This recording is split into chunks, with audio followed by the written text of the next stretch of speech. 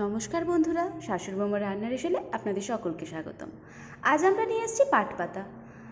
এই পাট পাতা একদম একটা নতুনত্ব রান্না। তাড়াতাড়ি দেখে নিন কীরকম করে আমরা এটা করছি। পাট পাতাগুলোকে প্রথমে খুব ভালো করে ধুয়ে নিয়ে তারপরে আমরা পাট পাতার একটার ওপর আরেকটা সুন্দর করে রেখে এইভাবে ঠিক মুড়িয়ে নিচ্ছি। মুড়িয়ে নেওয়ার পরে খুব ভালো করে দুই একবার হাতে পাক দিয়ে নিচ্ছি, নিয়ে আমরা এখানে আলতো করে একটা গিঁট বেঁধে দিচ্ছি। বাড়িতে যদি বাচ্চারা থাকে তাদেরকে দিয়েও এই কাজটা করতে পারেন, তবে গিঁটটা কিন্তু আপনারাই মারবেন, না হলে ওরা তো ঠিক করে গিঁট মারতে পারবে না, খুলে যাবে। খুব সহজে করা যায় এই জিনিসটা, অথচ একদম দেখতে অন্যরকম। একঘেয়েমি পাট শাক, পাট পাতার বড়া খেতে খেতে আমরা যখন বিরক্তি বোধ করি, তখন কিন্তু এই ধরনের একটা রান্না পরিবারের সকলের খুব ভালো লাগবে আশা করি। তো এইভাবে সুন্দর করে আমরা পাট পাতাগুলোকে হাতে রোল করে নিচ্ছি। নেওয়ার পরে আমরা এখানে সুন্দর করে গিঁট দিয়ে রেডি করে নিচ্ছি। গরমের দিনে এরকম একটা স্বাস্থ্যকর হেলদি রান্না কে না চায় বলুন? রিচ খাবার খেয়ে শরীর খারাপ করার থেকে এরকম একটা স্বাস্থ্যকর খাওয়া যদি পাতে থাকে তাহলে খুবই ভালো হয়। তো রেডি হয়ে গিয়েছে। তারপরে আমাদের লাগছে তার সাথে কিছু সবজি, লাল ডাঁটা, ঝিঙে, পটল আর হচ্ছে কাঁঠাল দানা।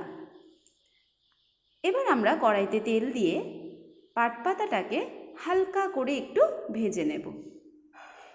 খুব বেশি ফ্রাই করব না বন্ধুরা, দেখতেই পাচ্ছ এটা হালকা করে একটুখানি তেলে ফ্রাই করে নেওয়া হচ্ছে। নিয়ে এটাকে আমরা উঠিয়ে নিচ্ছি। তোমরা যদি চাও যে না আমরা ফ্রাই করব না, সেটাও তোমরা করতে পারো, তবে হালকা একটু ফ্রাই করলে কাঁচা ভাবটা থাকে না, এই আর কি। তো ফ্রাই করা আমাদের হয়ে গেছে, এবার আমরা তুলে নিচ্ছি। এবার আমরা কড়াইতে আরেকটু তেল দিয়ে আমাদের যে অন্যান্য যে সবজিগুলো ছিল সেই সবজিগুলো আমরা এর মধ্যে দিয়ে দেব। তার আগে আমরা দিলাম শুকনো লঙ্কা আর হচ্ছে সর্ষে ফোড়ন। সর্ষে ফোড়ন দিয়ে এবার আমরা সমস্ত সবজিগুলোকে এর মধ্যে দিয়ে দিচ্ছি। রান্নাটা দেখতে দেখতে অবশ্যই কিন্তু কমেন্ট করে জানাবেন বন্ধুরা, কাদের বাড়িতে এই রান্নাটা হয়। এটা আগেকার দিনে মা ঠাকুমারা করে থাকেন। যারা নতুন বন্ধু আছেন তারা এই রান্নাটা অবশ্যই ট্রাই করতে পারেন, খুবই ভালো লাগবে আর খুবই হেলদি একটা রেসিপি। সমস্ত সবজি তো খাওয়াই হয়, তার সাথে সাথে পাট পাতাটাও খাওয়া হয়, তো সেটা স্বাস্থ্যের জন্য আমাদের খুবই ভালো। তা সমস্ত কিছু তেলে দিয়ে আমরা এবার সাঁতলে নিচ্ছি। খুব ভালো করে এগুলোকে আমরা সাঁতলে নিচ্ছি। সাঁতলে নেওয়ার পর আমরা এবার কি করব, এবার আমরা এটাকে আস্তে করে নুন দিয়ে দেব। নুন যদি না দিই তাহলে সমস্ত সবজির কোনো স্বাদই থাকবে না। নুনটা আমাদের খুব প্রয়োজনীয় একটা জিনিস, তাই জন্য আমরা নুনটা এর মধ্যে অ্যাড করে দিলাম। দিয়ে বন্ধুরা ঢাকা দিয়ে দিয়েছি। কিছুক্ষণ ঢাকা দিয়ে রাখার পর আমরা ঢাকা খুলে আমরা হলুদ দিয়ে দিলাম। হলুদ দিয়ে একটু রংচং করে নিলাম জিনিসটাকে। এরপরে আমরা সর্ষে আর কিছুটা পোস্ত নিয়ে একসাথে বেটে রেখেছিলাম। আমরা এখানে তার মধ্যে একটু জল দিয়ে মিশিয়ে ওইটা দিয়ে দিলাম মিশ্রণটা। এবার আমরা খুব ভালো করে এটাকে নাড়াচাড়া করে নিচ্ছি। সমস্ত কিছু উপকরণগুলো একসাথে আমরা মিশিয়ে নিলাম। এবার এটাকে কিছুক্ষণ আমাদের রান্নাটা হতে দিতে হবে। এবার আমরা এর মধ্যে দিয়ে দিচ্ছি অল্প একটু জল।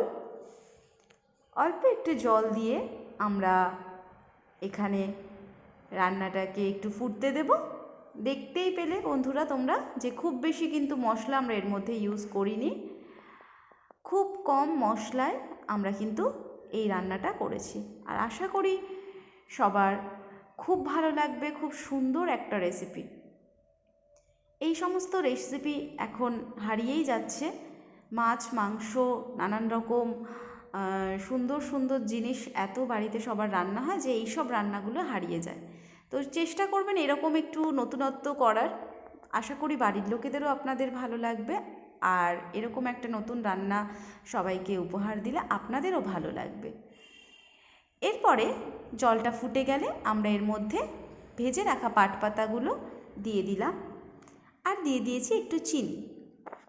এবার এটা ঝোলটা ফুটে যাচ্ছে, ঝোলটা ফুটে গেছে, দেখতেই পাচ্ছেন রেডি হয়ে গিয়েছে আমাদের পাট পাতার শুক্তো।